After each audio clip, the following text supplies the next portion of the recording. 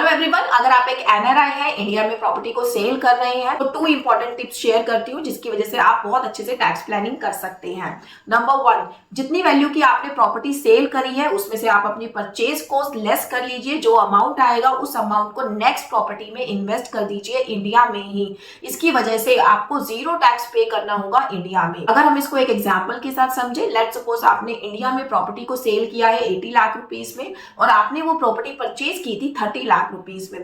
तो यहाँ पर आपका कैपिटल गेन निकल के आता है 50 लाख रुपीज, जिसके ऊपर आपको टैक्स पे करना होगा 12.5% प्लस 4% सेस। बट अगर आप इस 50 लाख रुपीस को नेक्स्ट प्रॉपर्टी में इन्वेस्ट कर देते हैं इंडिया में ही तो आपको 0% टैक्स पे करना होगा। यहाँ आपकी क्लैरिटी के लिए बता दूं कि इस कैलकुलेशन में मैंने आपको इंडेक्सेशन का बेनिफिट नहीं दिया है क्योंकि बजट 2024 के बाद एनआरआई को इंडेक्सेशन बेनिफिट अलाउ नहीं किया गया है।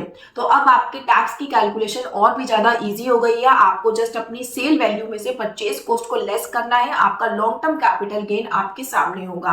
तो जो भी आपका लॉन्ग टर्म कैपिटल गेन है, अगर आप उसको नेक्स्ट प्रॉपर्टी में इन्वेस्ट कर देते हैं तो आपको 0% टैक्स पे करना होगा इंडिया में।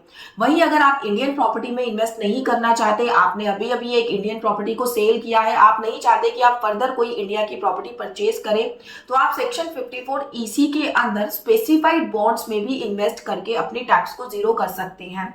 इन बॉन्ड्स में इन्वेस्ट करने की जो लिमिट है वो है 50 लाख इन अ फाइनेंशियल ईयर। इससे ज्यादा आप इन्वेस्ट नहीं कर पाएंगे और इन बॉन्ड्स पे जो आपको इंटरेस्ट इनकम होगी उस पर भी आपको टैक्स पे करना होगा इंडिया में। तो डिसीजन आपका है कि आपको बॉन्ड्स में इन्वेस्ट करना है या फिर इंडियन प्रॉपर्टी में इन्वेस्ट करना है। ऐसा करके आप अपना टैक्स सेव कर सकते हैं। और अगर आप अपने टीडीएस से भी बचना चाहते हैं, लोअर डिडक्शन सर्टिफिकेट अप्लाई करना चाहते हैं, लिंक वीडियो को चेक करना ना भूलिएगा। Thank you so much.